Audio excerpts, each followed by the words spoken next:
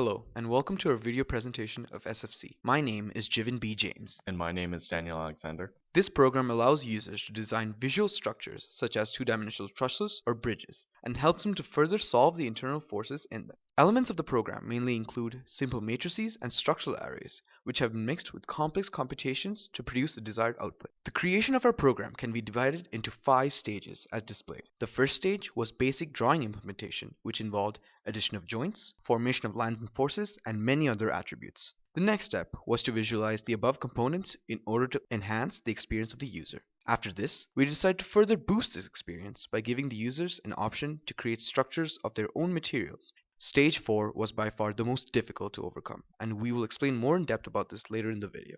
The last stage was the debugging process, which also involved the addition of many side components. Our program has undergone a dramatic change over the timeline in this context. The main changes that can be seen are the addition of materials, a results table, and the displaying of coordinates. Now, to demonstrate the working of our program, we will build and solve the following truss.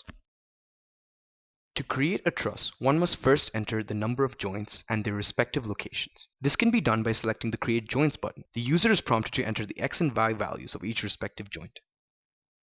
Members between joints can be drawn using the Create Lines button. One must simply click on the 2 points between which the members form. Zooming of the truss as well as panning is also possible. Coordinates of the truss can be displayed, and the default view brings the SFC work window back to its original form.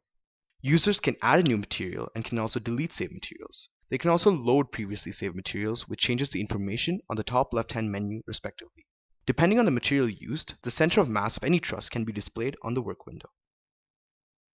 The Add Forces button allows the user to add a force to any joint and prompts to enter the magnitude as well as its inclination with respect to the x-axis. Similarly, the Apply Anchors button allows the user to place an anchor, that is pin or roller, to any desired joint. Only 2 anchors are allowed in any structure. The static forces are then calculated by clicking the Solve button and displayed using the Results button. Users can save their trusses, can also load previously saved trusses. Deletion of trusses is also possible.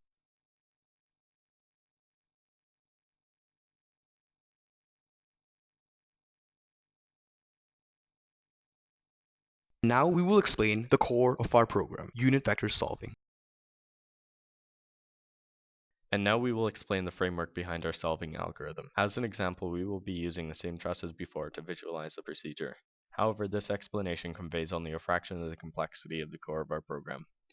Each member has an x and y unit vector. These are easy to find but difficult to store appropriately. We first use an organization system where the rows and columns represented different joints being attached. As you can see, the line of zeros is caused by joints not being able to be connected to themselves. But this matrix is not useful for solving, since each column has different members with different respective forces. This meant that we had to find a way to organize matrices so each member has its own column. The index equation was found in order to create an index for each line, just like these 2 example matrices. Now, by transposing the x and y unit vectors and stretching the matrix by using the previously found indices, we can create a solvable member force matrix.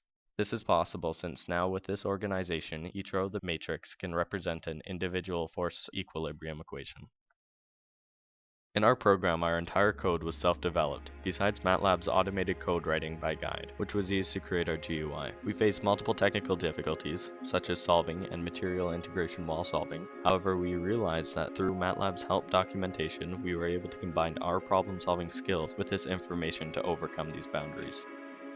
Over the period of time that we were creating the program, the biggest lesson we learned was that MATLAB offers a wide variety of functions to make almost any type of program. The only limitation, but also the greatest advantage, is that we can manipulate these functions in any desired way to create our perfect code.